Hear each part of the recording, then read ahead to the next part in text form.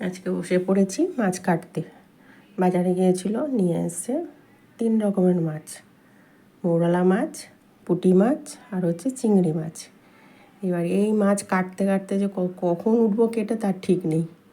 আর ছোটো মাছ আনলে আমি কেটে আনতে আমি নিজেই না করি যে কেটে আনবে না, কারণ ওরা পরিষ্কারটা ভালো করে করে না। চিংড়ি মাছের পিঠে যে ময়লাটা থাকে সেটা ফেলে না, তারপরে পুঁটি মাছের এই মুখের কাছে নোংরাগুলো থাকে কালো কালো, সেগুলো ফেলে না, মানে কোনো রকম করে ফেলে। মৌরলা মাছও তাই করে, ভালোভাবে পরিষ্কার করে দেয় না, যার জন্যে আমি বলি যে আমি কেটে নেবো। আর এনেছে একসাথে 3 রকমের। এবার এতগুলো মাছ কেটে উঠবে, যাই কাটি, আস্তে আস্তে কাটতে থাকি। কাটা হয়ে গেল। এইবার চলে গেলাম বাগানে। বাগানে এত ঘাস হয়েছে, যে বৃষ্টি হয়েছে আর ঘাসে ভরে গেছে।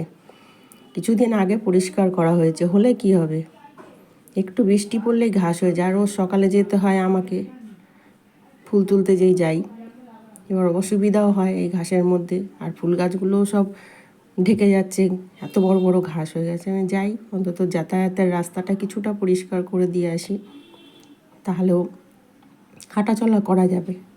যাই, এভাবে করতে থাকি।